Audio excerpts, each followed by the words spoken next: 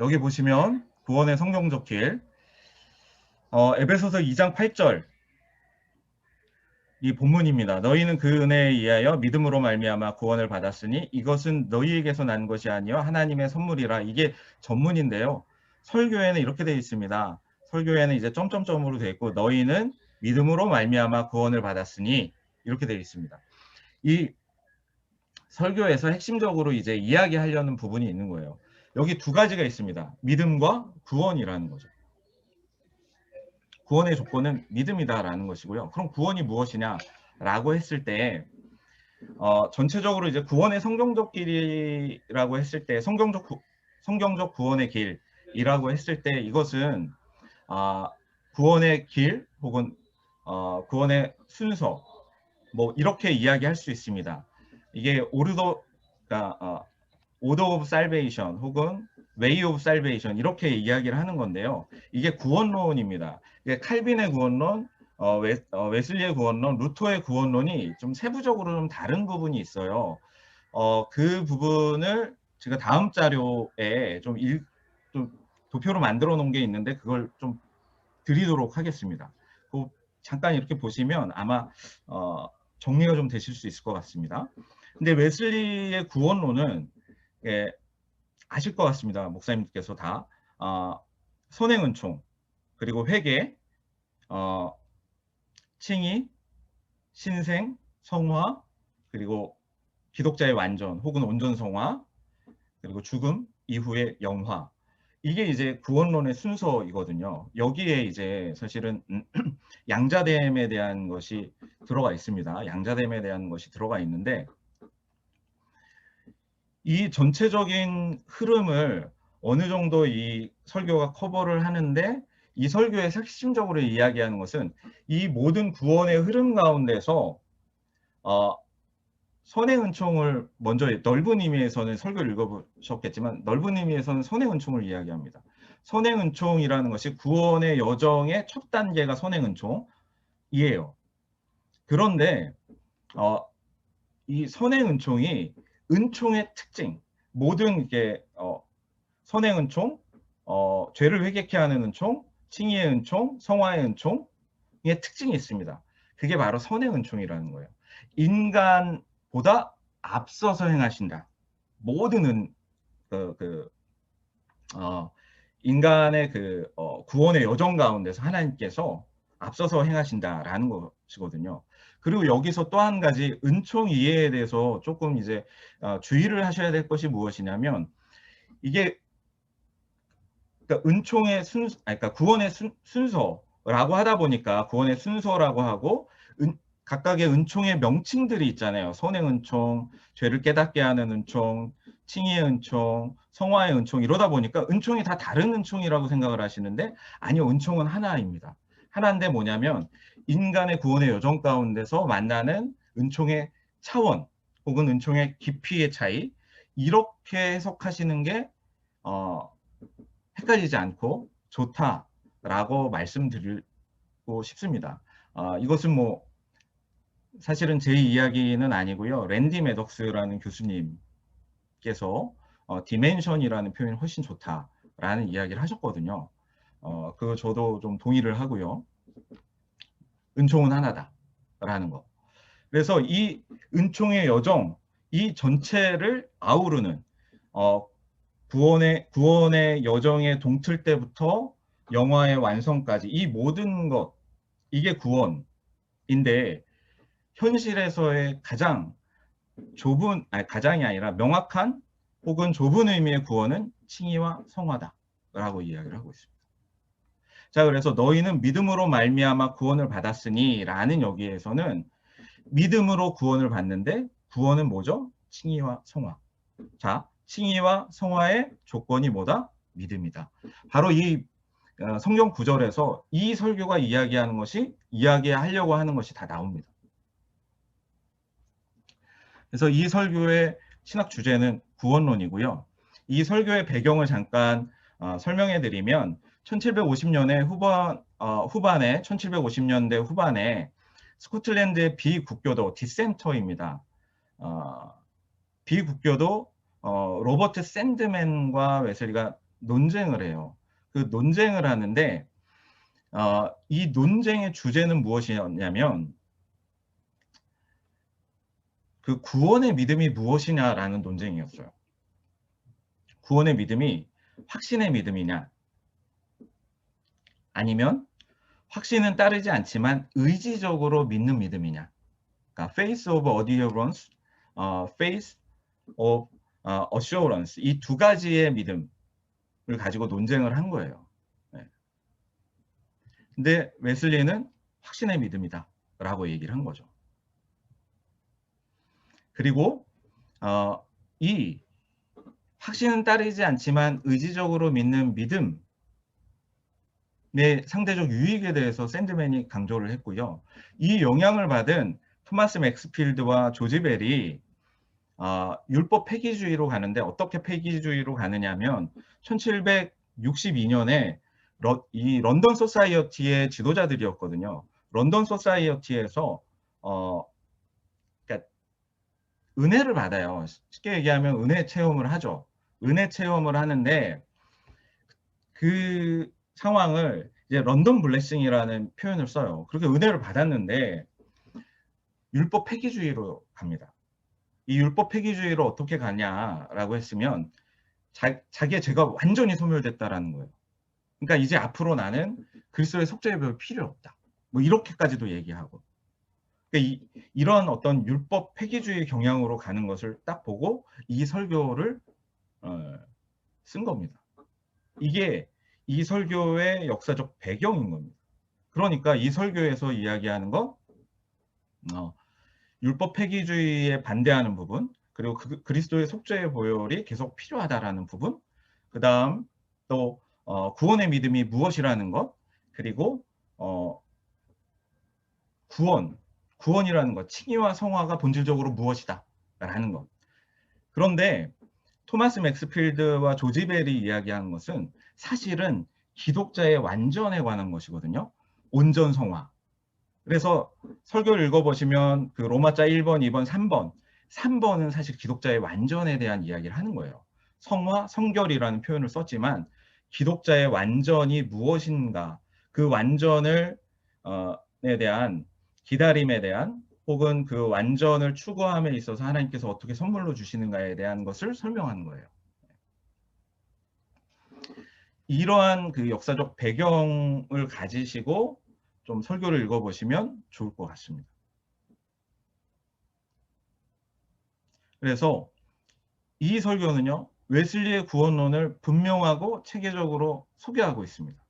그래서 이 설교를 먼저 읽으시고 44편의 표준 설교를 읽으시면, 이 설교가 어쨌든 한정된 그 페이지 수에 구원론의 핵심을 넣었잖아요. 그리고 많은 용어들이 나옵니다. 그 것들을 표준 설교 44편을 통해서 좀 자세한 게 좀 풀어서 흐름을 잡으실 수 있다라고 봤기 때문에 이 설교부터 함께 나누었으면 해서 이 설교로 표준 설교 읽기를 시작한 겁니다. 44편에 들어가지 않지만. 그래서 이 설교에서 넓은 의미로 보면 아까 제가 말씀드린 선행은총부터 영화의 전 과정, 그리고 선행은총에는 두 가지 의미가 있다라고 말씀드렸습니다. 구원의 과정, 구원의 여정, 구원의 순서에서 첫 번째 단계를 말하는 경우가 있고요. 또 한 가지는 뭐냐면 은총의 선행성을 이야기합니다. 네. 이 두 가지 경우가 있습니다. 이것을 염두에 두고 웨슬리 설교를 읽어보시면 이 두 가지 중에 어떻게 이 선행은총을 어떻게 적용하고 있는가를 좀 구분하실 수 있을 거라고 생각이 되어지고요. 구원의 좁은 의미는 분명히 웨슬리의 사도가 이야기한 구원의 좁은 의미는 칭의와 성화다라고 이야기를 합니다. 그리고 칭의와 성화가 무엇인가를 이 설교에서도 설명을 하고 있고요. 분명히 이 설교에서 칭의뿐만이 아니라 성화의 조건도 확신의 믿음이다라고 이야기를 합니다. 다만 신학자들은 이렇게 표현을 해요. 뭐냐면 칭의죠. 그러니까 칭의의 조건으로서의 믿음을 구원의 믿음 또는 이제 칭의의 믿음 뭐 이렇게 이야기를 하고요. 또 온전 성화, 또 성화의 과정 가운데서 가장 필요한 조건, 확신의 믿음을 이야기하잖아요. 믿음.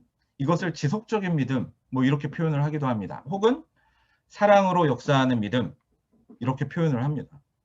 굳이 이렇게 구분을 하는데 이거는 사실 시간의 차이인 거죠. 정말 진정한 믿음이라면 사랑이라는 열매가 있잖아요. 그러니까 이 시간이 있으면 성화의 과정은 시간이 필요한 거잖아요. 그러니까 이 성화의 조건, 믿음인데 이 믿음이 사랑이라는 열매를 수반하는 믿음이다라고 이렇게 이해를 하시면 저는 그렇게 이해를 합니다.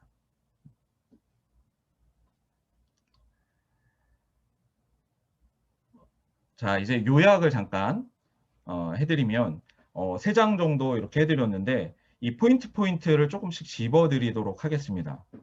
오늘 조금 그러니까 중간에 한 10분 정도 이게 날아간 시간, 5분에서 10분 정도 날아간 시간이 있는데 제가 한 30분까지 해도 될까요? 그리고 30분, 네. 이주성 목사님 30분까지 제가 강의를 좀 해도 될까요? 예, 그렇게 해주시면 좋습니다. 예, 네네네. 괜찮습니다. 네. 다른 분들도 그렇게 해주시면. 죄송합니다. 시간을 못 맞춰서. 여기 보시면 이게 종교학적으로 얘기를 하는 거죠. 종교학적으로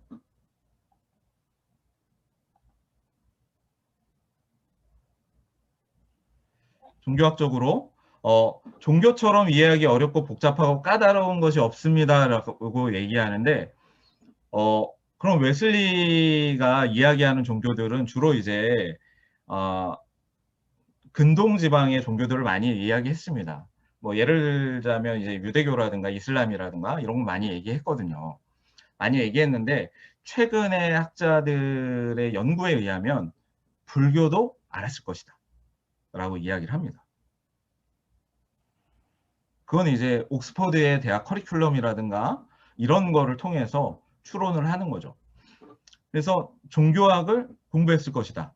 여기에서도. 그래서 종교처럼 이해하기 어렵고 복잡하고 까다로운 것이 없습니다. 이렇게 얘기를 하죠. 그러나 예수 그리스도의 진정한 종교만큼 평범하고 단순하며 이해하기 쉬운 종교도 없습니다. 그렇게 이야기합니다. 이것은 세상의 창조자이시며 통치자이신 하나님께서 인간에게 주신 가장 적절한 종교입니다. 이 종교의 목적은 한마디로 구원입니다. 그리고 구원을 얻는 방법은 믿음입니다. 그럼 구원이 무엇이냐? 그래서 믿음과 구원은 성경 전체의 실체며 핵심입니다. 이걸 정확하게 이해해야 되는데 첫 번째 구원이 무엇인가? 두 번째 구원의 믿음이란 무엇인가? 그리고 믿음에 의해서 우리는 어떻게 구원받는가? 근데 이제 사실 세 번째는요. 온전 성화에 대해서 설명을 하고 있는 겁니다. 온전 성화에 대해서 설명하고 있는 이유는 토마스 맥스필드와 조지 벨이 자신들이 이제 그 은혜 체험을 하고 우리는 온전 성화를 체험했어. 그리고 이제는 더 이상 죄로부터 완전히 벗어났어. 이렇게 얘기를 했거든요. 그게 잘못됐다라는 것을 이제 이야기하고 있습니다. 자, 그럼 구원이란 무엇인가 라고 했을 때 여기서 이야기하는 구원은 본문을 생각을 하셔야 돼요. 본문이 이야기하고 있는 구원은 너희는 믿음으로 말미암아 구원을 받았으니라는 거거든요. 받았으니.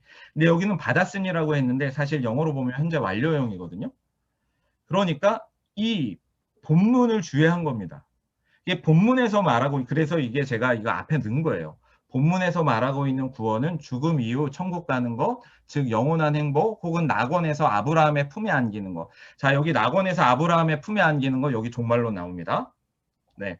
죽은 다음에 네. 낙원에서 아브라함, 그러니까 영혼의 중간 상태가 여기 있습니다. 그 대심판이라는 설교를 보면 이 부분이 나와요. 자, 낙원에서 아브라함의 품에 안기는 것을 말하고 있는 것이 아니다. 본문에서 이야기하는 구원은 그것은 바로 현재적 구원이다 라고 이야기를 하는 겁니다. 그걸 이제 완료형을 썼기 때문에 이게 현재적 구원이고, 그럼 현재적 구원이 무엇이냐? 넓은 의미에서는 구원의 여정, 구원의 선행 은총부터 영화까지 구원의 여정 전체를 말하는 것인데, 좁은 의미에서는 칭의와 성화다. 자, 그러면 선행 은총을 이야기할 때 여기서는요, 넓은 의미로 구원은 생례적 양심이라고 표현을 했잖아요. 생례적 양심, 더 구체적으로 말하면 선행은총. 이 단어에서 선행은총의 용례 1번이냐 2번이냐라고 했을 때 1번을 얘기하는 겁니다. 1번이라는 건 뭐죠? 아까 제가 얘기한 구원의 여정의 순서들 가운데 첫 번째 단계로서의 선행은총. 혹은 2번은 뭐죠? 그러니까 그러니까 은총의 어떤 차원이든지 간에 핵심은 이겁니다. 하나님께서 먼저 행하신다라는 거예요. 그래서 모든 은총, 그러니까 은총의 특징은 선행 은총이라는 거예요. 그게 칭의 은총의 차원이든 성화의 은총의 차원이든 온전 성화의 은총의 차원이든 그건 선행 은총이다. 모두가. 이거거든요. 그런데 여기에서는 생례적 양심, 그러니까 구원의 그 순서 여정 가운데 선행 은총, 첫 번째 선행 은총 그 1단계로서의 선행 은총을 얘기할 때 가장 핵심이 뭐냐면 양심에 관하여라는 설교에서도 있는데 웨슬리는요, 양심이 여기는 이제 생례적 표현, 양심이라고 표현했는데 이거 생례적이라는 거 좋아하지 않아요. 양심도 하나님의 은총으로 인해서 주어졌다라고 표현을 합니다. 그러니까 양심도 선물인 거예요. 그러니까 웨슬리 신학에서는요, 인간에게 긍정적인 것이 있다. 그 이성도요, 은총의 선물인 거예요. 양심도요, 은총의 선물인 거예요. 네. 진정한 전적 타락을 얘기한 겁니다. 은총 없이는 인간에게 긍정적인 게 요만큼도 없다라는 거예요. 전혀 없다, 나띵이다라는 얘기죠. 그러니까 생례적 양심인데 생례적이라는 표현 자체를 다른 설교에서는 난 싫어한다. 이건 초자연적 선물이다라고 얘기해요. 그래서 선행은총과 양심을 연결시킵니다. 그래서 여기서 번역이 좀 이상해요. 이 선행은총 가운데서 삼위일체 하나님이 함께 사역하시는 부분이에요. 성부께서 이끄시는 역사가 뭐냐면 사모하면 사모할수록 점점 커지는 하나님을 향한 열망. 이게 성부 하나님이 선행은총 가운데서 역사하시는 것. 뭐 성자 하나님께서는 사람에게 공의로 행하고 인자를 사랑하며 겸손히 하나님과 동행하도록 지시하시는 세상 모든 사람들을 교화시키는 빛으로 이미 존재하신다. 뭐 이런 거고요. 성령 하나님은 성령께서 모든 사람에게 역사하시는 모든 깨달음. 이게 선행은총 가운데 있다라는 거죠. 깨달음을 주고 있다라는 거. 선행은총을 통해서 삼위 하나님이 다 역사하신다라고 이야기를 하고 있는 겁니다.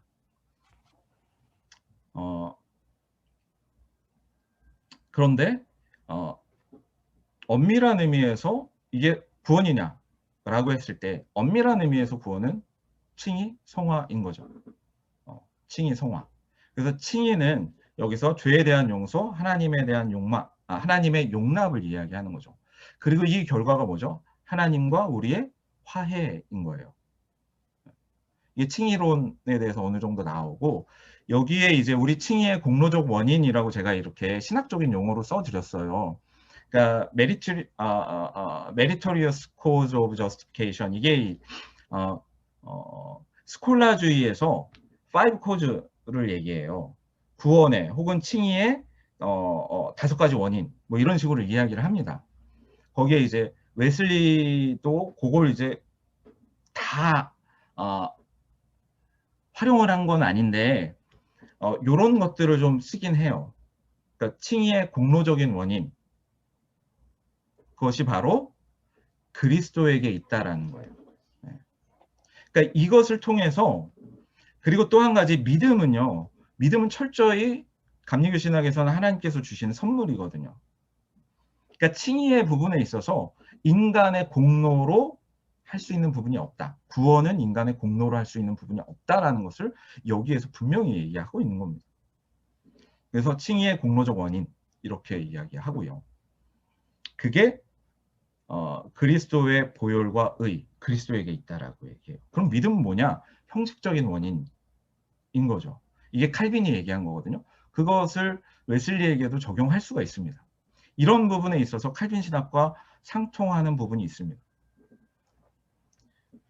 그래서 우리의 칭의의 공로적 원인은 범죄자들을 위해 그의 영혼을 쏟기까지 고통당하시고 행하신 모든 것, 특별히 그리스도의 보혈과 의이다 라고 이야기를 하고요. 칭의의 즉각적인 결과는 모든 지각 위에 뛰어난 하나님의 평안, 그리고 하나님의 영광의 소명 안에 소명 안에서 말할 수 없는 기쁨, 평안과 기쁨이다 이렇게 이야기를 하고요. 사실 여기에다가 다른 설교에서는 하나님의 의도 이야기합니다. 의, 평안, 기쁨. 이게 구원의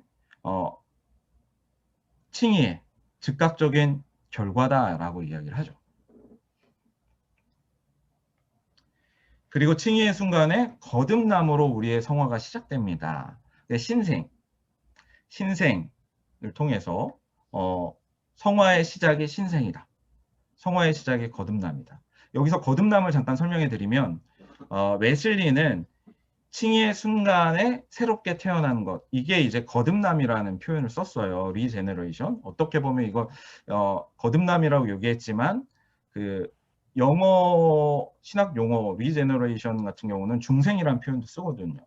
근데 칼빈 신학에서 중생은요 과정이에요. 요게 차이가 있습니다.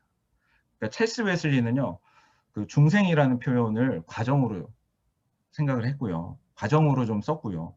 웨슬리는 이것을 신생이라는 어떤 순간적인 여기에 제한해서 쓰려고 했습니다. 그래서 같은 용어를 쓴다고 해서 칼빈과 웨슬리를 동일하게 이용을 썼다라고 생각하시면 안 됩니다.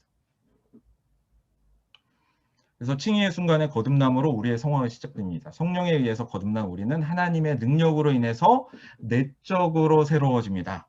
이 이야기를 해요. 자, 여기에서 칭의와 신생의 이 관계를 또 그리고 그리스도의 의에 대한 이 세 가지의 관계를 정확하게 자세히 설명하고 있는 설교가 우리의 의가 되신 그리스도라는 설교예요.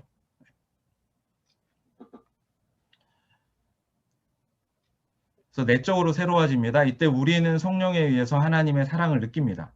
이 사랑은 우리 안에 있는 세상을 향한 사랑과 악한 기질을 내쫓고 모든 인류, 특히 하나님의 자녀들에 대한 사랑을 불러일으킵니다. 즉 땅에 속한 감정적이며 악마적인 우리의 마음을 그리스도 예수 안에 있는 마음으로 변화시킵니다. 이렇게 이야기를 합니다. 그래서 이 원문을 보면 기질의 변화도 이야기하거든요. 경향성의 변화도 이야기하고요. 기질의 변화도 이야기합니다.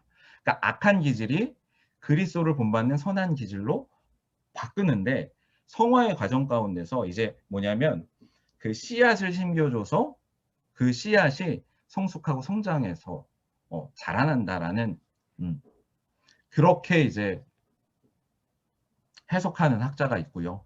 이게 되게 애매하게 좀 설명을 하는데 저는 이 측면으로 좀 바라보고 있고 이 부분도 다른 설교에서 좀 요 과정을 성화 또 기독자의 완전 이러한 것을 주제를 다루는 설교들에서 이 부분을 좀 더 자세히 저희가 읽을 수가 있습니다. 그래서 이러한 체험을 한 사람들은 나는 죄를 느끼지 않는다. 그렇기에 나에겐 죄가 없다. 죄의 존재가 없어졌다라고 생각하기 쉽습니다. 그러나 곧 이것은 잘못된 깨달음이라는 것을 알게 됩니다. 그러니까 이 안에 신자 안에 남아있는 죄가 있다. 그게 뭐냐면 죄악성입니다. 죄악성. 죄악성, 그렇죠. 그러니까 인간의 그 타락한 본성이 아직 완전히 치유되지 않았다라는 걸 이야기하는 겁니다. 그래서 여기는 이렇게 표현을 하죠. 죄가 일시적으로 정지된 상태일 뿐 완전히 없어진 것은 아니다라는 것을 깨닫습니다. 그런데 여기서 이야기하는 죄는 타락한 본성을 이야기한 겁니다. 그래서 이 타락한 본성이 완전히 없어지는 상태, 그게 이제 사실 그게 기독자의 완전인 거예요. 온전 성화. 타락한 본성이 없어져. 하나님께서 완전히 없어주시는, 그 선물로 없애주시는, 그걸 우리가 기도해야 되고, 그걸 추구해야 된다. 이게 마지막 부분에 얘기하는 거거든요. 마지막 부분에 얘기하는 것이 기독자의 완전을 얘기하는 거예요. 온전 성화. 그래서 이것이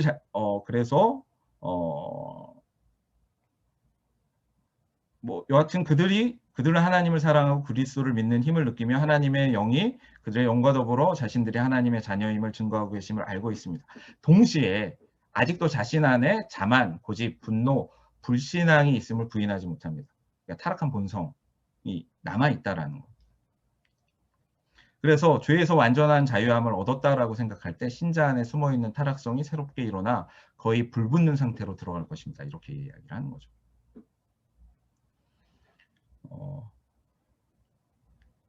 8번 같은 경우는 이 8번은 읽어보시면 그러니까 악을 피하고 선을 행하고 모든 규례와 윤례, 하나님이 제정하신 규례와 윤례에 참여하라. 예배에 열심히 참여해라. 이거예요. 이게 모든 그 메소디스트 무브먼트 참여자들에게 준 그 일반 규칙이라는 거거든요. 악을 피하고 선을 행하고 하나님이 제정하신 그 규례와 윤례에 참여해라. 이거거든요. 이걸 쓴 겁니다. 이게 그 성화의 과정 가운데서 우리가 해야 할 것이 이것이다. 라는 걸 얘기하는 거죠. 그리고 온전한 성화.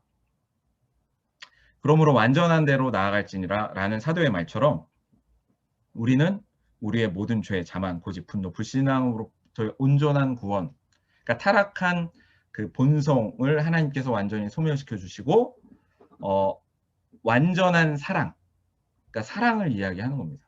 완전한 사랑의 온전한 성화를 기다리고 있습니다. 라고 이야기를 합니다. 여기에서 온전 성화가 무엇이냐라고 했을 때 적극적인 의미는요. 온전한 사랑, 항상 기뻐하고 쉬지 말고 기도하고 범사에 감사하는 주님의 사랑을 본받는 그 사랑, 그것을 이야기하는 것이고요. 또 이제 소극적인 의미에서 무엇이냐면 은혜로 우리 안에 있는 타락한 본성이 소멸되는 것. 그걸 이야기하는 겁니다. 온전성화라는 거 개념 자체가. 여기에 그 두 가지가 나와 있는 겁니다. 자, 그래서 이 칭의와 성화를 위해서 필요한 것이 무엇이냐, 조건이 무엇이냐라고 해서 그건 믿음이다라고 이야기를 합니다. 믿음의 두 가지가 있습니다. 첫 번째 일반적인 믿음인데요. 그것은 무엇이냐면 보이지 않는 것들에 대한 신적인 증거, 확신을 이야기합니다. 하나님이 어떠한 일을 하시는가. 네.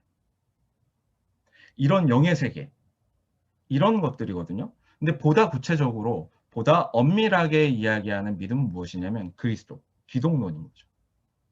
그리스도를 통해서 세상과 화해하신 것, 그리고 그 그리스도가 나를 사랑하셔서 나를 위해 자기 자신을 주심으로 나를 구원하셨다라는 것에 대한 신적인 증거와 확신, 이것을 이야기하는 것. 교리문답에서도 자녀들을 위한 교훈서에서도요, 이 두 가지를 이야기하고요. 또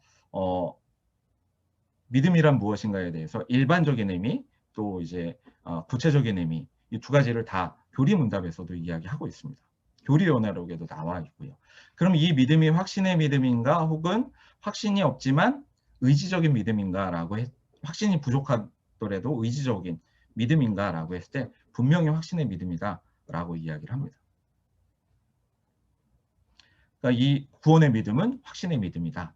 본문은 그 이야기를 하는 거죠. 그리고 이 확신의 믿음을 통해서 우리는 구원을 받습니다. 더 정확하게 이야기하면 칭의와 성화, 칭의와 성결, 이것을 받는다라는 것을 이야기하는 것이고요.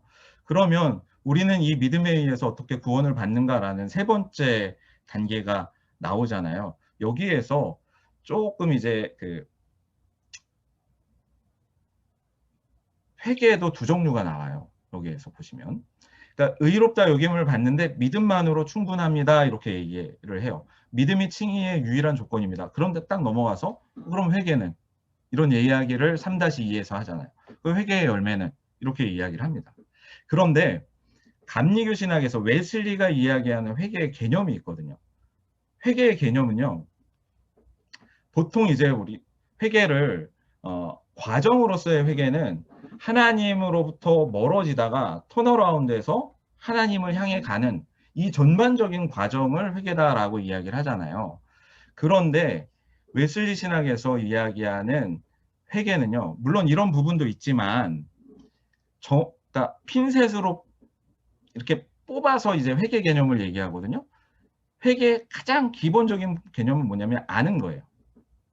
그래서 회개케 하는 은총이라는 것이 이게 convict라는 단어를 썼어요. 원문에는. 18세기 용어는 convicting grace라고 썼거든요. 근데 convict가 지금은 선고하고 확신하게 하고 뭐 이런 거거든요. 근데 그런 의미가 아니에요. 18세기엔 뭐냐면 convict라는 건 죄를 깨닫게 한다는 거예요. 깨닫게 한다. 무엇을? 죄를 깨닫게 한다. 그러니까 이 회개는요. 죄를 깨닫게 하는 거예요. 죄를 깨닫는 거. 그러니까 이 회개의 기본은 죄를 깨닫는 거예요. 근데 칭의 이전의 회개는 뭐냐면 무슨 죄를 깨닫는 거냐? 내가 자범죄가 있다라는 걸 깨닫는 거예요. 내가 죄인이다라는 것을 깨닫는 거예요. 그리고 나에게 가능성이 없다라는 것을 깨닫는 거예요. 이게 칭의 이전의 회개입니다. 그리고 이거를 법정적 회개다라고 부를 수가 있습니다. 학자들은 그렇게 부르거든요. 근데 칭의 이후에 지속적인 회개가 필요해요. 그러면 칭의 이후에 지속적인 회개의 의미가 뭐냐? 이것도 깨닫는 겁니다. 무엇을 깨닫느냐? 아까 제가 말씀드렸잖아요. 그러니까 신자, 성화의 과정 가운데 있는 신자에게 뭐가 남아있다고요? 타락한 본성이 남아있다라는 거죠. 죄악성이 남아있다라는 거죠. 그러니까 죄악성이 남아있다라는 것을 깨닫는 거. 이게 칭의 이후의 회개를 얘기하는 겁니다. 그리고 이 타락한 본성의 문제가 내 힘으로 해결이 안 된다라는 것을 깨닫는 거. 그리고 이 문제 해결, 이 타락한 본성의 치유자가 예수 그리스도다라는 것을 깨닫는 거. 이게 지속적인 회개인 겁니다. 칭의 이후의 회개라는 거죠. 그런데 이것이 어느 정도, 그러니까 칭의 이전에 회개와 회개에 합당한 열매가 칭의에 어느 정도 필요한 부분이 있지만 반드시 필요한 건 아니다. 믿음이 반드시 필요하다. 필연적인 조건은 믿음이다. 조건적인 조건인 거예요. 회개와 회개에 합당한 열매는. 그러면서 이제 설교 속에서 이야기하는 것은 예수님께서 십자가에 달리셨을 때 그 강도가 있었잖아요. 그 중에 한 강도가 하나님께 구원을 청하잖아요. 그리고 구원 받았잖아요. 이 사람은 회개와 회개에 합당한 열매를 맺을 시간적인 게 없었어요. 믿음으로 구원받는 그 분명한 예다라고 웨슬리는 이야기를 합니다. 시간이 있다면 회개와 회개에 합당한 열매, 이것이 있다라고 이야기를 하죠. 그러나 반드시, 그러니까 이렇게 표현을 해요. 많은 학자들은 회개와 회개에 합당한 열매는 우리를 믿음으로 인도한다 라고 얘기를 하죠. 그러니까 이 부분이 좀 분명하게 이 설교에서 웨슬리는 이야기한 것입니다. 그리고 칭의 이후의 성화의 과정 속에서 지속적인 회개가 필요한데 이 지속적인 회개가 온전 성화의 조건이냐라고 하면 아니다. 필연적인 조건이야, 필수적인 조건이냐? 그건 아니다. 역시 필수적인 조건은 믿음이다 라고 이야기를 한 겁니다. 사랑으로 역사하는 믿음인 거죠. 그것을 이야기하고요. 여기서 뭐 6번에 보면 제가 아까 칭의 이후의 회개에 대해서 설명해 드렸는데 그걸 설명해 주고 있는 것입니다. 그리고 여기서 이야기하는 또 9번에 보면 성화의 과정 가운데서 은총의 수단을 우리가 적극적으로 활용해야 된다가 이제 9번, 10번을 얘기합니다. 경건의 행위, 자비의 행위. 경건의 행위는요, 하나님과 관련된 것이고요. 자비의 행위는 우리 이웃들과 관련된 것을 이야기하는 겁니다. 다 읽어보셨을 거라고 생각이 되어지고요. 웨슬리가 이 믿음으로 온전 성화됨, 그러니까 믿음으로 우리가 온전 성화된다라는 것을 믿고 구해야 된다라고 이야기를 합니다. 그리고 이 믿음이 무엇인가에 대해서 14번부터 14, 15, 16번이 세 가지 의미로 얘기를 해주고요. 이것을 종합해서 18번에 이렇게 이야기를 하죠. 하나님께서 이 일을 우리 영혼 안에서 점진적으로 이루실까요? 아니면 순간적으로 하실까요? 그러니까 온전 성화 경험을 얘기하는 거예요, 여기는. 왜 이걸 설명해 드리냐면 이 설교에서 성화라는 표현을 썼지만 이게 조금 이 설교가 애매한 설교일 수도 있어요. 이 부분에 있어서는. 그러나 이제 토마스 맥스필드와 조지 벨을 향해서 그들이 이제 우리는 온전히 성화됐어라고 주장한 거에 대한 반박 설교거든요. 그 부분에 대해서 우리는 이 일, 즉 온전 성화 체험을 우리 영혼 안에서 점진적으로 이루실까요? 아니면 순간적으로 하실까요? 라고 설명하는 겁니다. 질문하는 거예요. 근데 답은 순간적이다 라고 이야기를 하는 거죠. 점진적으로 느낄 수 있다. 왜냐하면 그 당시에 못 깨달았기 때문에. 그러나 이 역사는 순간적이다 라고 이야기를 하는 거죠. 그리고 온전 성화를 믿음으로 성화, 온전 성화, 성교를 구하십시오 라고 권하는 겁니다. 어떻게요? 믿음으로 이것이 가능할 것이다. 이것을 하나님께서 선물로 주신다라고 기대하고 지금 내 상태가 우리가 볼 때는 참 부족하잖아요. 그죠? 우리 안에 타락한 본성도 남아있고 그러나 있는 그대로의 상태에서 하나님이 선물로 주신다라는 믿음을 가지고 기대하라는 거예요. 그리고 미래에 내가 이걸 받겠습니다가 아니라 지금 이 순간 이것을 기대하십시오. 라고. 그리스도께서 준비하고 계십니다. 당신을 기다리고 계십니다. 문 앞에 서 계십니다. 진실한 마음으로 온전한 성화를 부르짖으십시오. 이렇게 설교를 마무리하고 있는 것입니다. 네. 지금까지 성경적 구원의 기회를 좀 설명을 해드렸습니다. 그러니까 설교를 좀 다 읽으셨을 것이라고 생각이 되어지고요. 그 다음에 이제 어제 아마 이주상 목사님 통해서 이 요약본이 다 전해져서 한번 아마 읽고 들어오셨을 것이라고 생각돼서 이걸 다 읽기보다는 좀 설명을 해드렸습니다. 포인트들을. 네. 네. 자, 오늘 첫 시간 참 여러 가지 사건들도 있었고 좀 죄송한 부분이 있는데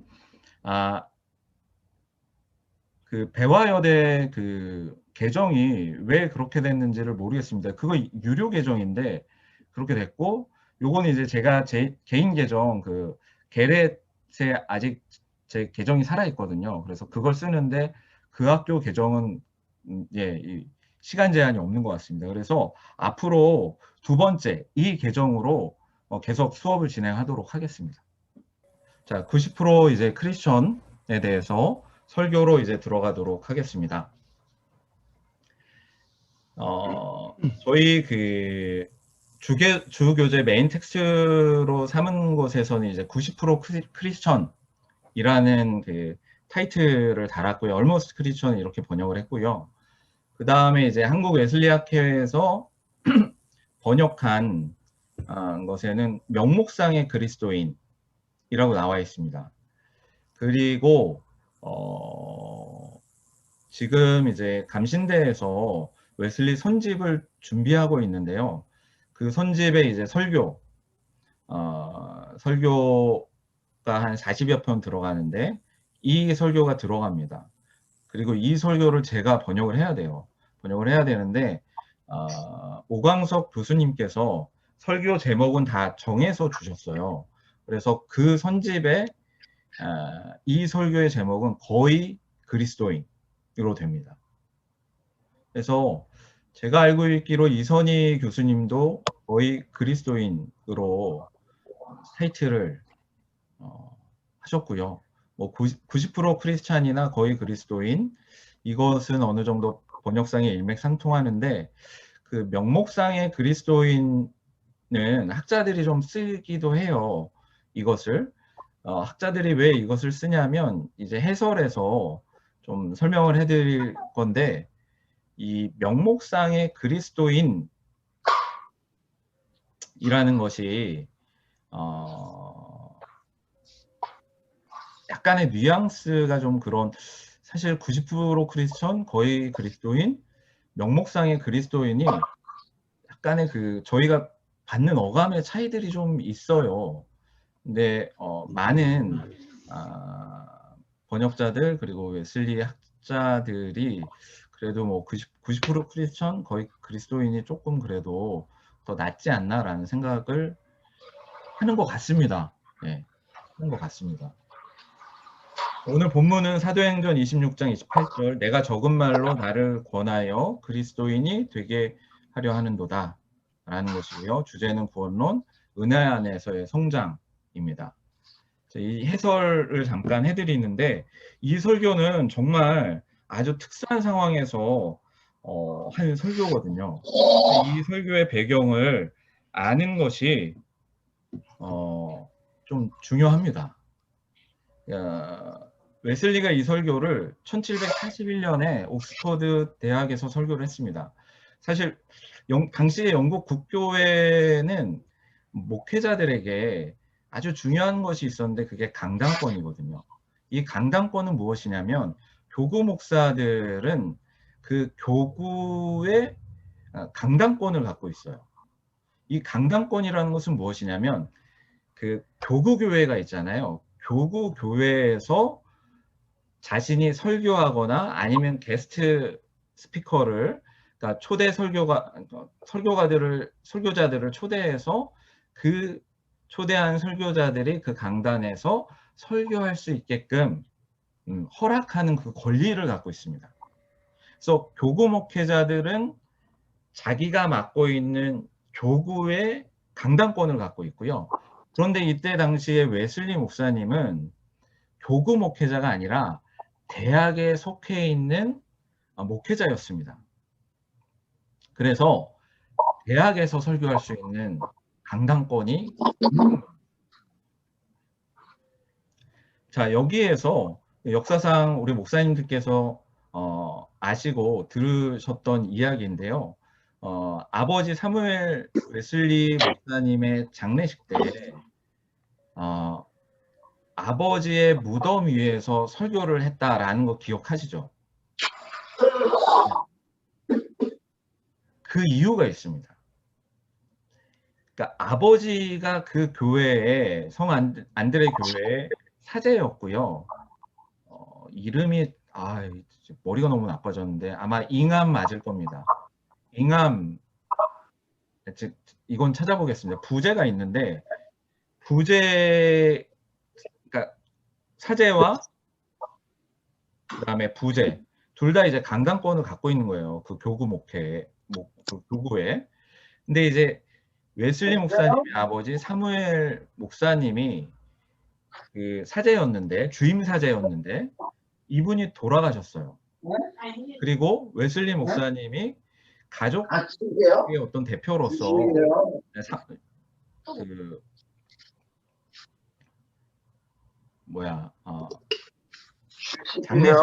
장례식을 하면서 이 부대에게 설교를 좀 할 수 있게끔 허락해달라고 했거든요. 그 이야기는 그 교회에서 그 강단에서 설교를 할 수 있게끔 해달라 하는데 이 부제랑 웨슬리 목사님 형제들이랑 사이가 안 좋았어요. 그 거부를 합니다. 아빠는 공부했거든. 근데 이 그러니까 이 교구 교회, 성 안드레 교회에 다 이게 공유지인데 그 교회, 영국 국교회의 소유인데 딱 한 군데 웨슬리 목사님의 아버지의 무덤, 이건 사유지였거든요. 근데 그 사유지에서는 자기 마음대로 할 수 있는 거예요. 그 교회에서 설교할 수 있는 것을 허락하지 않았지만 내가 사유지에서 내 마음대로 이야기하는 것은 막을 수가 없었던 거예요. 그래서 아버지의 무덤 위에 올라가서 설교한 겁니다. 이게 히스토리가 그래요. 이만큼 강당권이라는 것이 큰 역할을 하고 있고, 그리고 또 이게 웨슬리 목사님이 세계는 나의 교구다라고 이야기한 것과도 연관이 돼 있거든요.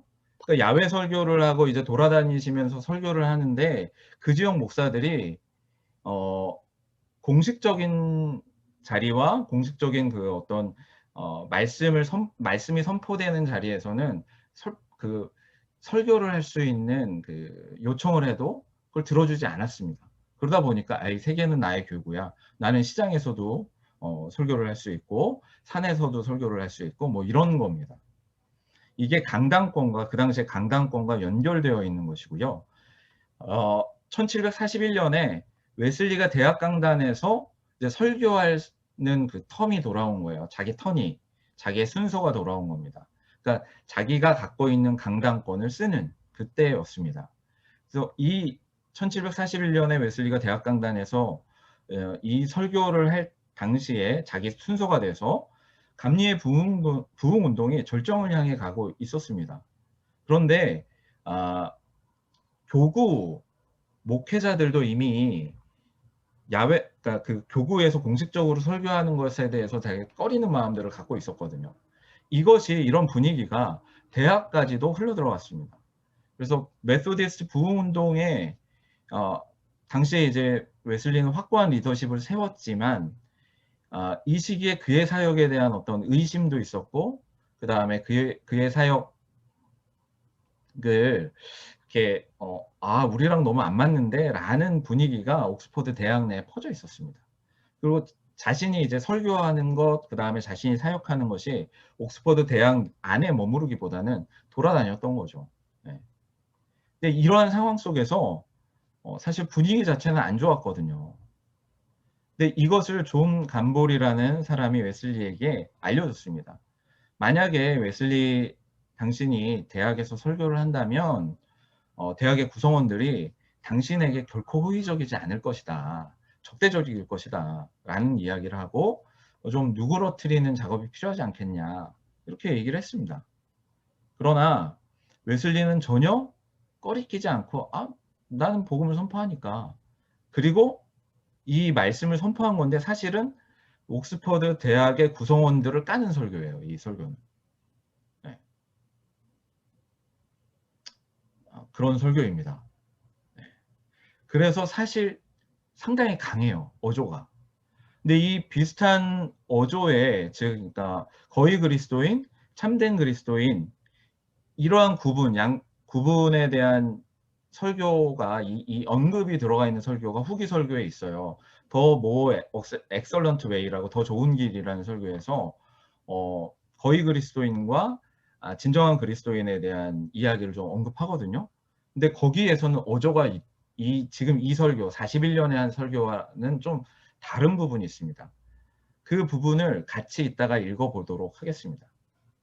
자, 그 다음 이제 두 번째, 그해 6월 28일 웨슬리는 사도행전 26장 28절 본문을 가지고 런던의 찰스 스퀘어에서 많은 사람들 앞에서 설교를 했다. 근데 이게 저도 사실 완전히 찐 히스토리안이 아니거든요. 저는 이제 조직신학적으로 윤리학적으로 좀 더 연구를 많이 해서 정확하게 제가 이제 이렇습니다라고 하는 게 정확한 정보는 아닌데 찰스 스퀘어에 세인트 찰스 스퀘어 처치라는 게 있어요. 여기에서 했는지 아니면 진짜 그 찰스 스퀘어라는 그 광장에서 설교를 했는지 그건 제가 정확하게 모르겠습니다. 하여튼 두 가지 가능성이 있지 않을까라는 생각을 합니다. 그래서 많은 사람들 앞에서 설교를 했습니다. 그리고 이 설교를 수정하고 새로운 적용을 추가한 후에 7월 25일 사도 성 야고보 축일에 옥스퍼드에서 설교했습니다. 근데 이 설교의 주제는 즉 거의 그리스도인, 즉 90% 그리스도인, 명목상의 그리스도인과 진실한, 신실한, 참된 그리스도인 사이의 근본적 차이라는 주제. 이 주제는요, 웨슬리의 독자적인 주제는 아니었습니다. 사실 청교도들의 설교들에서 이미 익숙하게 선포되고 있는 주제였습니다. 특별히 본문에서 아그리빠가 바울에게 말한 내가 적은 말로 나를 권하여 그리스도인이 되게 하려 하는도다 라는 본문에서 명목상의 그리스도인을 이끌어내는 것은요, 당시 청교도 설교가들 사이에서 일반적으로 사용되는 방법이었습니다. 그래서 이 설교를 nominal Christian, 그 명목상의 그리스도인이라고 이렇게 붙인 것은 어느 정도 이제 청교도 전통을 좀 과 일맥상통한 연결되는 그러한 제목이라고 볼 수 있고요. 그런데 이제 조금 거의 그리스도인과 명목상의 그리스도인의 뉘앙스 차이가 좀 있잖아요. 근데 읽다 보면 이게 명목상의 그리스도인보다는 훨씬 더 나간 것 같은데? 라는 생각이 들게 됩니다. 그래서 거의 그리스도인을 이선희 교수님도 선호하고 오광석 교수님도 선호한 게 아닌가라는 추측을 합니다. 그리고 저도 사실 90% 크리스천 이거 좋다, 이거 괜찮다, 옛날 해석이지만 옛날 번역이지만 또 그 다음에 거의 그리스도인 괜찮다라고 생각을 합니다. 명목상의 그리스도인 틀린 건 아닙니다. 네.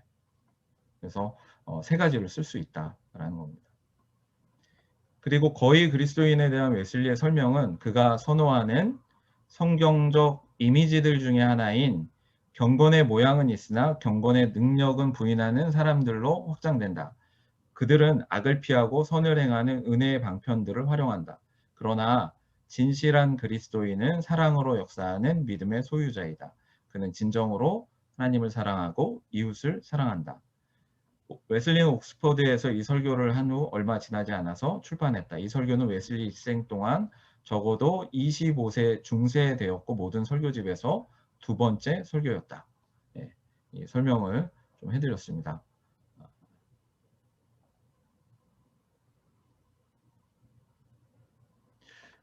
이 요약 처음 시작 부분과 1-1을 우리 박영수 목사님께서 좀 저를 도와서 읽어주시면 너무 감사하겠고요. 목사님, 제가 이런 이야기하면 좀 안 되겠지만 제가 이주상 목사님과 거의 비슷하시다고 하셔서 깜짝 놀랐습니다. 저와 동년배인 줄 알았거든요, 저는. 아, 이주성 목사님보다 제가 연배는 조금 낮아요. 네. 비슷하지는 저랑 않아요. 동년배이신 줄 알았어요. 40대이신 줄 감사합니다. 알았어요. 감사합니다. 읽을게요. 네. 그리스도인이 되도록 그의 설득된 사람들이 어느 시대 어느 나라에나 많이 있습니다. 그러나 이 정도까지 가는 것은 하나님 앞에서 아무것도 아님을 알게 된다면 우리는 첫째로 그의 그리스도인이 된다는 것이 무엇을 의미하는지, 두 번째로는 진정한 그리스도인이 된다는 것이 무엇을 의미하는지를 깊이 생각해 보아야 합니다. 1. 그의 그리스도인. 첫 번째로 이교도의 정직이 그의 그리스도인 90% 그리스도인 되는 것에 포함됩니다. 여기서 정직은 자기 규율의 형태를 포함하는 일종의 명예 혹은 명예로운 행동을 의미합니다. 이교도의 정직은 그들의 철학자들의 글들에서 근면하는 것들만 아니라 이교도들이 서로에게 기대하는 것들, 특별히 그들 대다수가 실천하는 일들을 의미합니다. 그 일들은 불의한 일, 도둑질, 가난한 사람들 괴롭힘, 인권 침해 등을 하지 않기, 그리고 신세지지 않기입니다. 네. 예. 네, 여기까지. 네, 감사드립니다, 목사님. 네.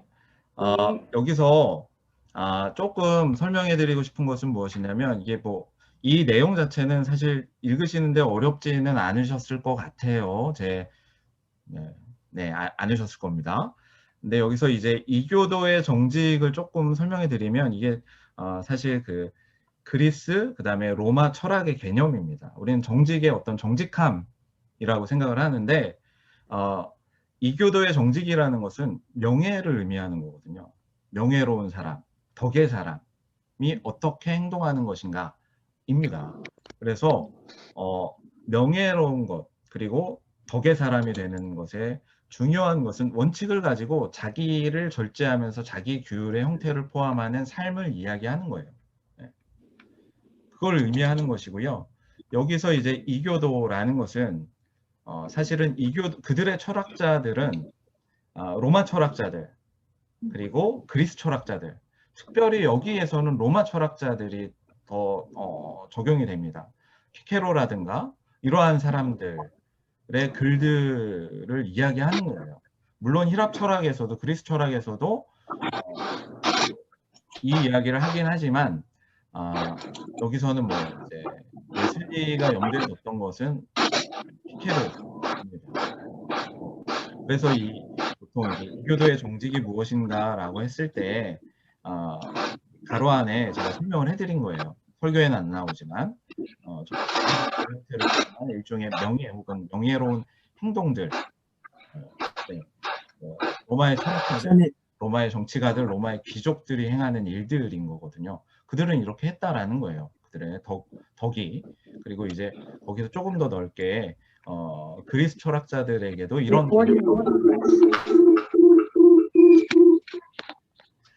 2번을 제가 읽어드리도록 하겠습니다. 이교도들은 아.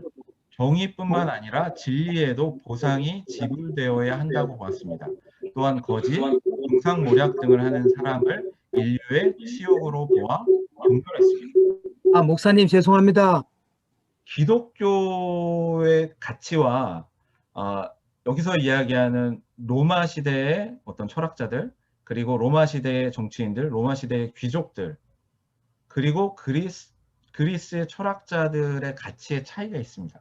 이게 뭐냐면 정의뿐만 아니라 진리에도 보상이 지불돼야 된다는 거죠. 일종의 이게 세속적 가치가 들어가 있는 거죠. 인과응보라는 거예요.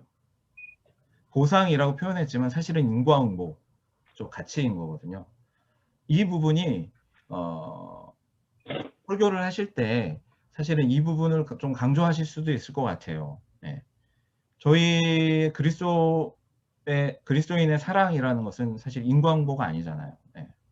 무조건적인 사랑이고 정의뿐만이 아니라 진리의 이교도들은 이교의 철학자, 그러니까 로마나 그리스의 그 문화권에서는 보상이라는 것이 반드시 들어가야 되는데 사실은 저희의 개념에서 제가 한번 계속 말씀을 한번 목사님들께 드렸는데 선물이라는 개념이 정말 중요하다. 웨슬리 신학에서 삼위일체를 바라볼 때도 또 성육신을 볼 때도 선물이거든요. 선물.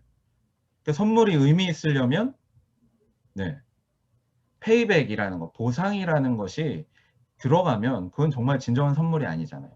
그게 1번 선물의 어떤 선물이 선물되기 위해서는 보상을 바라지 않는 것, 주는 것으로 끝나는 것.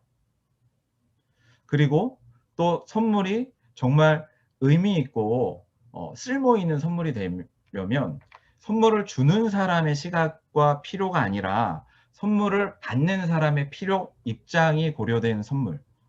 그게 성육신이잖아요. 하나님께서 인간이 되셨다라는 것 자체. 그런 어떤 두 가지 부분과 이교도는 정의뿐 아니라 진리에도 보상이 지불되어야 한다고 보았습니다. 라는 것이 진정한 그리스도인과 거의 그리스도인, 그러니까 이교도의 정직함, 이교도의 신실함을 갖고 있는 거의 그리스도인과의 차이도 이렇게 대조하면서 바라볼 수 있다라고 저는 그렇게 좀 해석을 했고요. 3번을 잠깐 읽어드리도록 하겠습니다.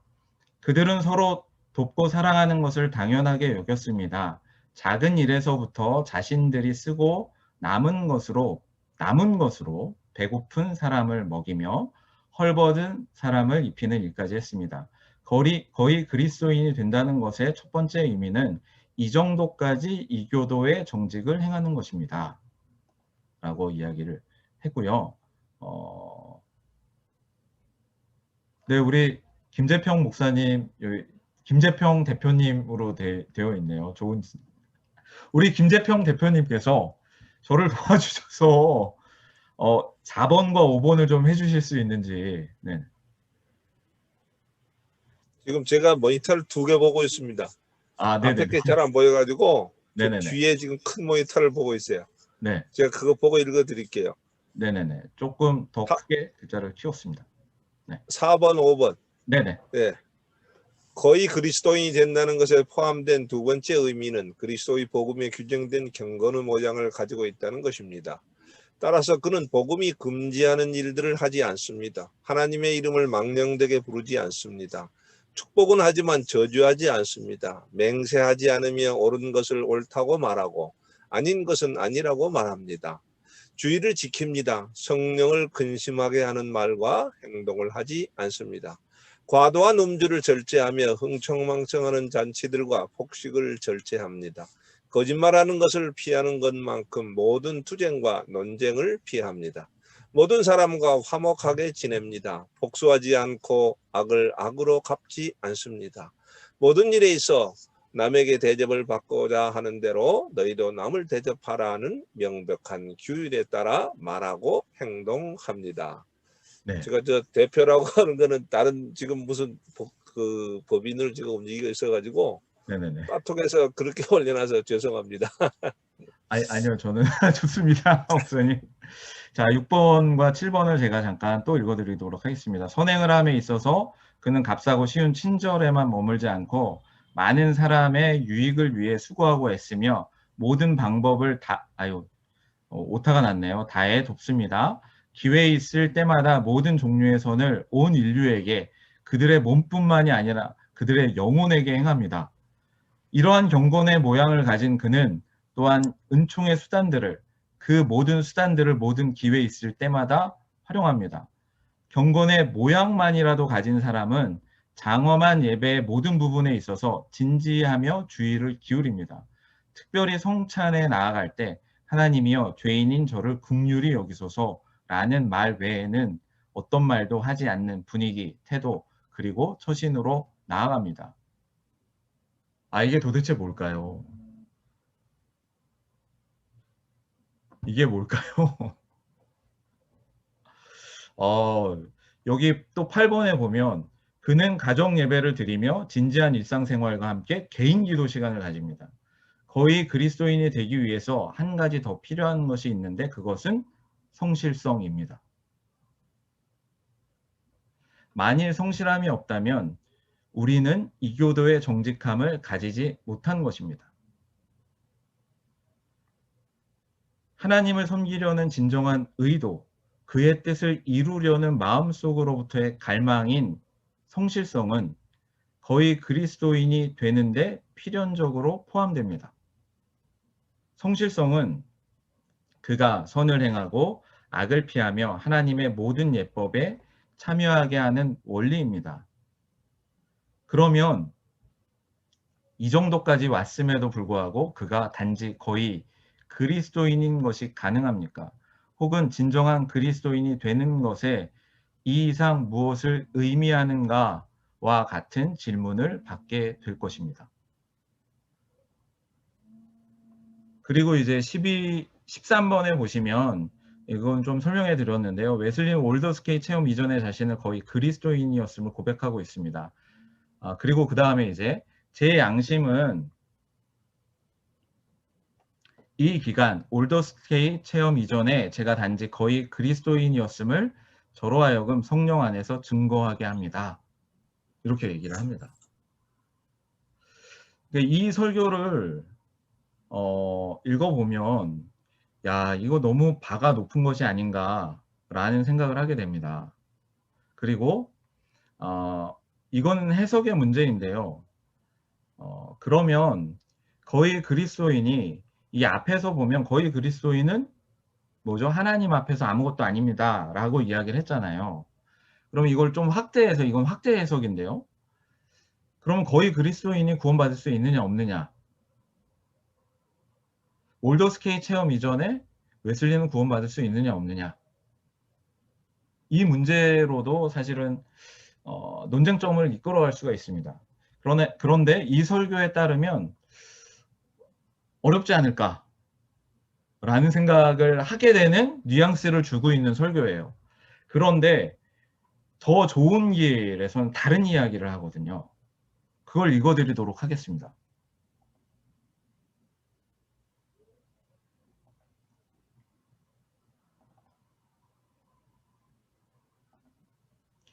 (6, 7, 8인데) 네,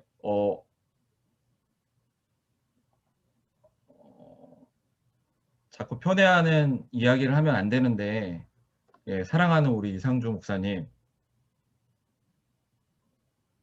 네, 30년 동안 선배로 계셔주신 우리 이상주 목사님, 요 6번 좀 읽어주실 수 있으신가요? 네, 읽겠습니다. 네, 감사합니다.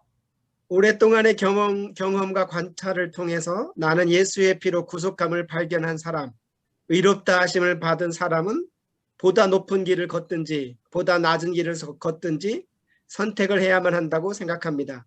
그때 성령은 그의 앞에 보다 나은 길을 제시하시고 그 길을 걸으라고 격려하십니다. 그리고 좁은 길 중에서도 가장 좁은 길을 선택하고 하나님의 형상을 따라 가장 높고 깊은 성결을 열망하라고 격려하십니다.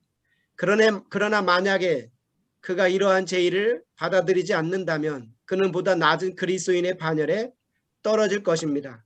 그는 여전히 소위 좋은 길을 가며 자신의 정도에 맞추어 하나님을 섬기고 언약의 피를 통하여 생명이 끝나는 날에야 자비를 찾습니다. 네, 감사합니다. 그 다음 7번은 제가 읽어드리도록 하겠습니다.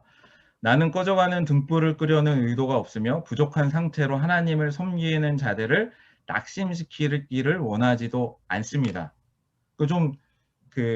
뭐랄까요? 좀 부드럽게 접근하는 것 같지 않으신가요? 네. 꺼져가는 등불을 끄려는 의도가 없으며 부족한 상태로 하나님을 섬기는 자들을 낙심시키려는 기를 원하지 않습니다. 그러나 나는 그들이 여기서 멈추기를 바라지 않습니다. 나는 그들에게 더 높이 올라가라고 격려할 것입니다. 그들의 귀에 지옥과 저주를 말하지 아니하고 그들이 걷는 길을 저주하지 않으며 그것이 파멸에 이르는 길이라고 말하지는 않을 것입니다. 약간 이제 누그러진 반응이죠. 나는 그들에게 모든 면에서 보다 나은 길을 지적해 주려고 노력할 것입니다. 자, 이제 8번에서 더 명확하게 나옵니다.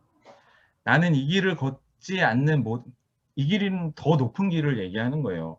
진정한 그리스도인. 나는 이 길을 걷지 않는 모든 사람들은 지옥으로 가고 있다고 단언하지 않습니다. 그러나 나는 다음과 같은 사실을 단언하는 바입니다. 즉 그들은 천국에서 높은 자리를 차지하지 못할 것입니다. 천국은 간다라는 거죠.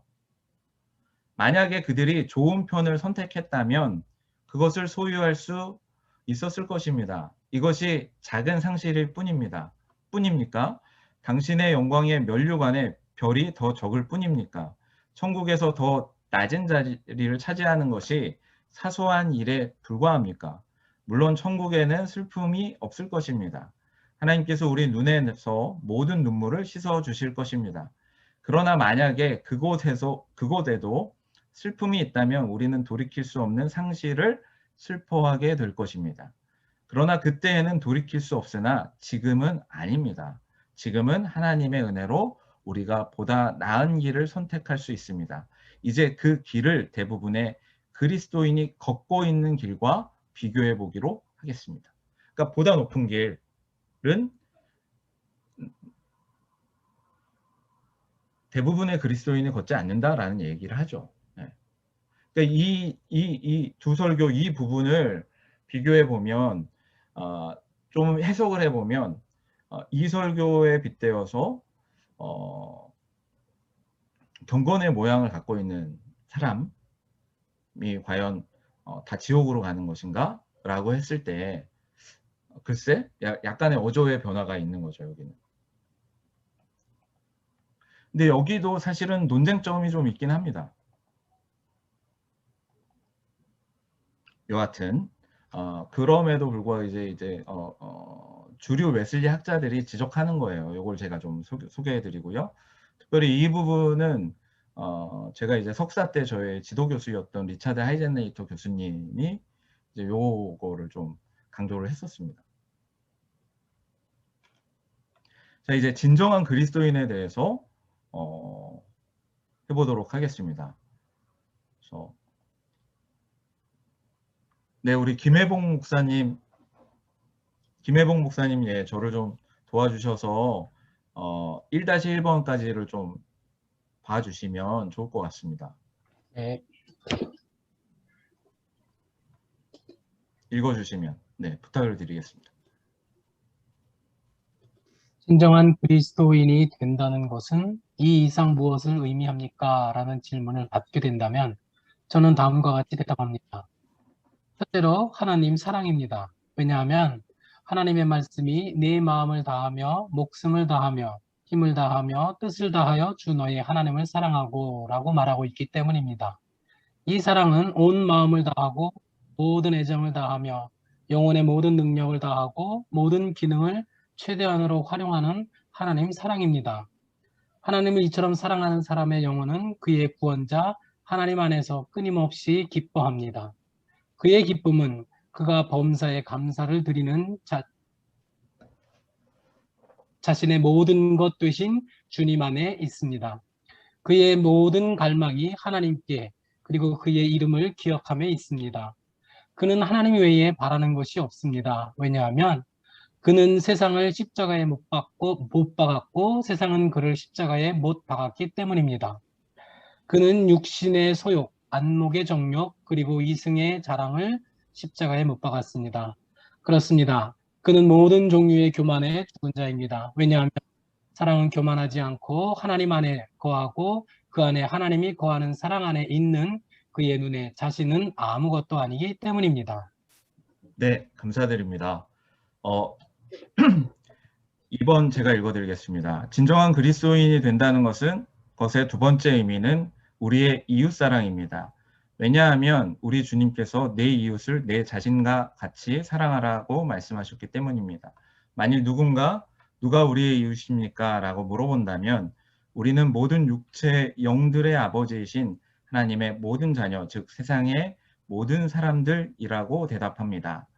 그리스도인들은 우리 자신을 사랑하는 것처럼, 즉 주께서 우리를 사랑하신 것처럼 그들을 사랑합니다. 세상의 모든 사람들을 사랑합니다. 라는 거죠. 그리고 이 사랑에 대해서 얘기를 했고요. 그 다음에 이제 3번에 보시면 이제 믿음에 대해서 이야기합니다. 즉 성화의 과정 가운데서 성화의 조건, 제가 이제 첫 시간에 좀 설명을 드렸는데요. 칭의와 성화의 조건은 믿음이다라고 제가 말씀을 드렸고, 그것을 굳이 좀 나눠서 이야기를 한다면 칭의의 조건은 칭의의 믿음, 즉 구원의 믿음이라고 하면, 성화의 조건은 물론 그 구원의 믿음인데 좀 더 구체적으로 사랑으로 역사하는 믿음입니다. 오늘 본문에 나오는 거거든요. 진정한 그리스도인이 된다는 것에 대해 물론 위에서 설명한 것들과 실제로는 분리될 수 없기는 하지만 따로 생각해 보아야 할 것들이 몇 가지 있습니다. 그것은 모든 것의 근거, 믿음입니다. 회개, 사랑, 모든 선행을 낳지 않는 믿음은 성경에서 말하는 바르고 살아있는 믿음이 아니라 죽어있고 마귀적인 것입니다. 사단도 우리 믿음의 선조들을 믿고 있으며 신약과 구약에 쓰인 모든 것을 믿습니다. 일종의 알매 믿음이라는 거죠. 기독교의 바르고 참된 믿음은 성경과 우리 신앙의 신조들, 우리 믿음의 신조들, 선조들이라고 했죠. 믿음의 신조들이고요. 이 믿음의 신조들은 저희가 앞에서 했던 그 신조들 있잖아요. 그 웨슬리가 이야기한 신조들은 크게 세 가지를 주로 얘기했거든요. 사도신경, 니케아 신경, 그리고 이제 아다나시우스 신경. 요 신조들을 이야기하는 겁니다. 주로 이 신조들과 그 다음에 이제 신경, 이 신경들과 그 다음에 이제 신조 있잖아요. 39개 신조. 그 39개 신조, 그것을 다 포함하는 믿음의 신조들이라는 것이 1차적으로는 이제 39개 신조들을 이야기하고 그 다음에 이제 그 3대 신경, 그걸 다 포함해서 이제 이해를 하시면 좋을 것 같습니다. 기독교의 바르고 참된 믿음은 성경과 우리 신앙의 신조들이 옳다는 것을 믿을 뿐 아니라 사단도 이게 옳다라는 것을 믿는다라는 거예요. 위에서 그리스도에 의해서 영원한 형벌에서 구원받았음에 대한 확고한 신뢰와 확신입니다. 이게 1741년 설교잖아요. 제가 이제 그 믿음의 3단계 발전 순서 혹은 구원의 믿음의 세 가지 측면의 의미를 제가 설명을 좀 해드리는 게 기억이 나실 것 같아요. 처음에는 이제 동의, 두 번째는 동의, 피두키아라는 거, 두 번째는 신뢰, 그 다음에 세 번째는 영적 감각. 근데 이 영적 감각에 대해서 분명하게 이제 얘기한 것이 1743년입니다. 그래서 여기에는 그 영적 감각으로서의 믿음에 대한 것이 분명하게 나와 있지 않은 1번과 2번 뜻으로 이제 얘기를 하고 있는 거죠. 그리스도의 공로로 죄가 용서받았고 하나님의 호의와 사랑으로 화해되었다는 것에 대한 확고한 신뢰와 확신입니다. 이게 바로 칭의거든요. 칭의가 그리스도의 공로로 죄가 용서받았고 그리고 하나님의 호의와 사랑으로 하나님과 우리가 화해되었다. 이게 칭의이죠. 그리고 원래의 뜻은 그리스도의 의로 덧입었다라는 거죠. 이 칭의를 이야기하고 있는 겁니다. 이 믿음에서 하나님의 명령에 순종하고자 하는 사랑의 마음이 일어납니다. 이제부터 사랑으로 역사하는 믿음이 되는 거죠. 마음을 깨끗게 하는 이 믿음을 소유한 사람은 누구든지 그 안에 거하시는 하나님의 권능에 의해 모든 불의로부터 육과 영의 모든 더러움으로부터 교만, 분노, 정욕으로부터 그 마음이 하나님과 모든 인류를 위한 사랑으로 채워집니다. 갈라디아서 5장 6절에 나오는 사랑으로 역사하는 믿음을 가진 사람은 단지 거의 그리스도인이 아니라 참된 그리스도인입니다. 그래서 이제 사랑을 이야기하고 그리고 하나님 사랑, 이웃 사랑을 이야기하는데 그 하나님 사랑과 이웃 사랑의 근거가 무엇이냐? 사랑으로 역사하는 믿음, 그것이 가능하게 하는 그 이야기를 하고 있는 것이죠. 하나님 앞에서 물어보기를 간절히 요청합니다. 나는 그 중에 속해 있는가? 나는 이교도의 정직함의 규율들이 요구하는 정도까지라도 정의, 자비, 그리고 진리를 행하고 있는가? 만일 그렇다면 나는 그리스도인의 바로 그 외형을 가졌는가? 경건의 형식을 가지고 있는가? 악을, 즉 기록된 하나님의 말씀이 금하는 것을 나는 삼가하고 있는가? 나는 선한 일을 힘쓰고 있는가? 나는 기회 있을 때마다 하나님의 모든 규례들을 신실하게 이행하고 있는가? 여기서 악을 피하고 선을 행하고 하나님이 제정하신 모든 규례와 율례를 지켜라. 모든 기회 있을 때마다 예배 가운데 참여해라. 이런 이 세 가지 규칙이 웨슬리가 모든 신도의 메소디스트 회원들에게 지켜야 될 일반 규칙이라고 이야기한 게 여기에 나와 있습니다. 네. 이 세 가지죠.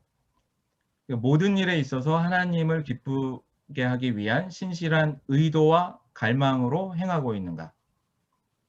여러분 8번을 읽어보시면 여러분 대부분은 당신이 이 정도까지 오지 못했다는 것을 자각하지 못하고 있는 것은 아닙니까? 그러니까 옥스퍼드 청중을 까고 있는 거죠. 여기서. 너네 이 정도도 아니잖아 라고 얘기하는 거죠. 당신은 거의 그리스도인조차 되지 못했다는 것을 알지 못하는 것이 아닙니까? 이교도의 정직함의 기준에도 도달하지 못했다는 것을 알지 못하는 것이 아닙니까? 적어도 기독교 경건의 모양에도 이르지 못했다는 것을 알지 못하는 것은 아닙니까? 하나님께서는 당신의 성실함을 보십니다. 모든 일에 하나님을 기쁘게 하려는 참된 의도를 보십니다. 우리의 모든 언행이 하나님의 영광을 위해 헌신하려는 의도 가운데 있어야 합니다.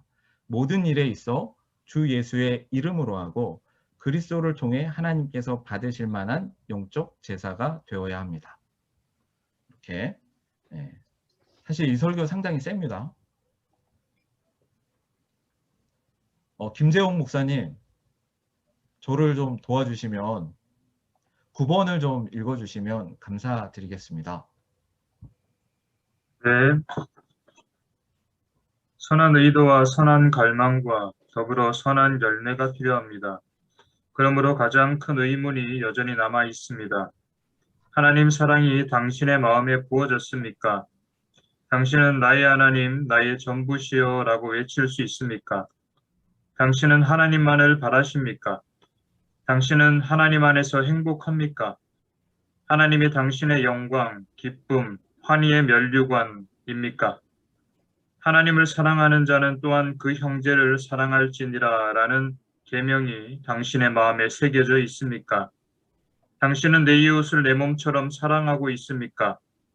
당신은 당신의 영혼을 사랑하듯이 모든 사람을 사랑하십니까?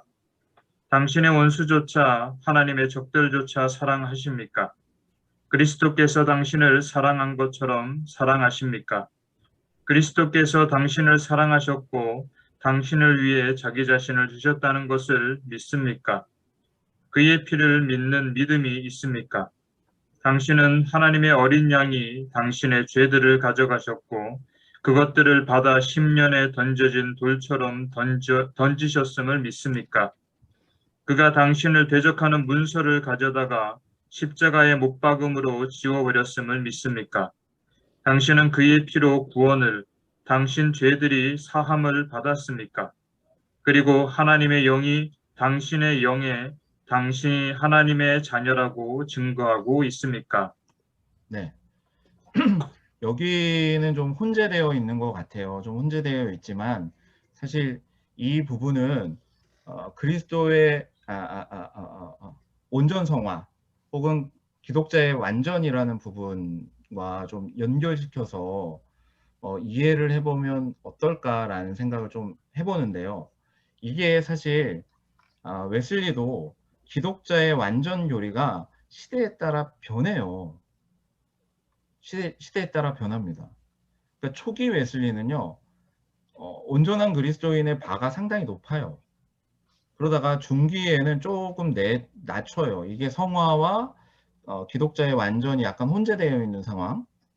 그리고 그 첫 번째 시간에 성경적 구원의 길의 해설을 제가 좀 설명해 드렸을 때 1762년에 런던의 토마스 맥스필드와 조지 벨이 이끄는 런던 신도회에서 성령의 역사가 일어났고 그게 이제 런던 블레싱이라고 불렸는데 그때 이제 율법 폐기주의 경향으로 갔거든요.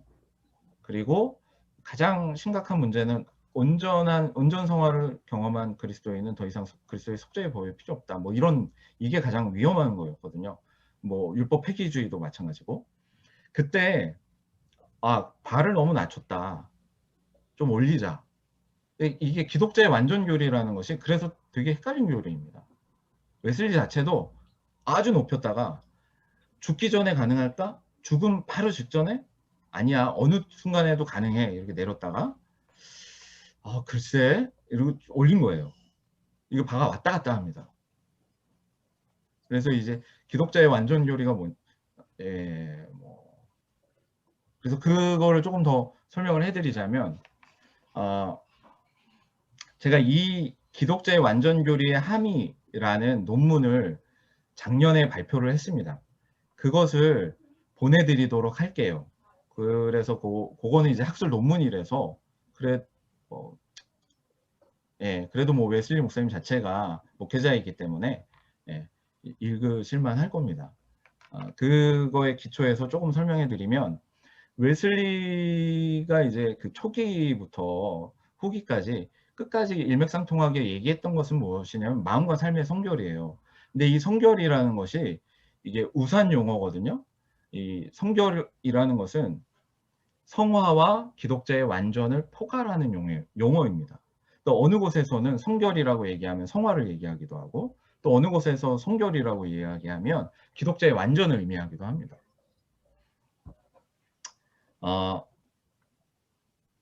마음의 할례라는 설교가 있습니다. 초기 설교에. 그 마음의 할례에서 성결이 무엇이냐라고 했을 때 세 가지 지표로 얘기를 해요. 하나는 하나님의 형상으로 이야기를 하고 두 번째는 사랑의 측면에서 세 번째는 죄의 측면에서 이야기를 합니다. 근데 이게 기독자의 완전과 연결됩니다. 기독자의 완전을 무엇이라고 이 세 측면에서 설명할 수 있냐면 주님의 은혜로 하나님의 형상, 도덕적인 하나님의 형상이 온전히 이 땅에서 회복된다. 이것이 바로 기독자의 완전이다. 온전 성화 체험이다. 그 체험을 통해서 그 이야기를 합니다. 그래서 온전하게 그리스도의 마음을 품을 수 있다. 이렇게 얘기를 하죠. 그러니까 기독자의 완전을 이야기할 때 하나님의 형상 중에 도덕적 형상에 집중해서 이야기를 하는 거예요. 근데 정치적 형상, 자연적 형상과는 직접적으로 연관시키지는 않습니다. 자, 두 번째는 무엇이냐면 소극적인 측면인데요. 기독자의 완전의 소극적인 측면인데 죄와 관련된 겁니다. 그러니까 성화의 과정 가운데서 중요한 것은 무엇이냐면 지속적인 회개를 제가 말씀드렸어요. 지속적인 회개에 대해서 설명을 드렸습니다. 지속적인 회개는 기본적으로 뭐냐면 그리스도인이 내 안에 아직 죄가 남아있다라는 것을 깨닫는 것. 내 안에 타락한 본성이 온전히 치유되지 못했다라는 것을 깨닫는 것.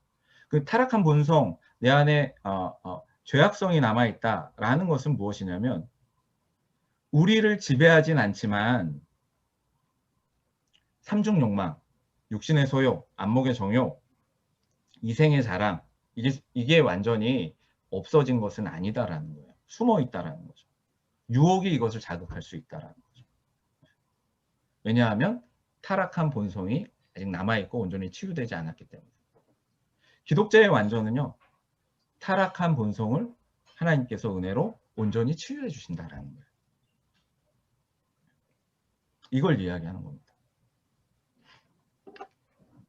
그리고 적극적인 의미가 있습니다.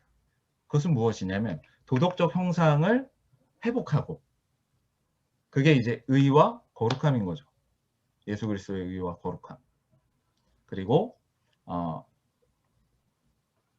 타락한 본성을 하나님께서 치유해 주시고, 그럼으로써 주님께서 우리에게 주신 이 이중계명, 여기도 이중계명 얘기하는 거잖아요. 하나님을 사랑하고 이웃을 사랑하는 거. 이게 가능해진다. 그래서 하나님의 뜻과 의도를 의지적으로 거스르지 않는다. 이렇게 좀 설명을 해드릴 수가 있습니다. 기독자의 완전이라는 것은.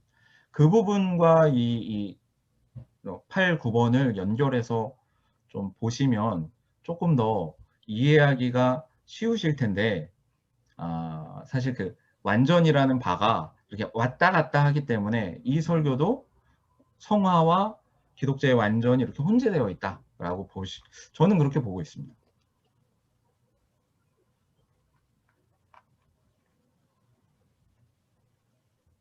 자, 10번, 11번을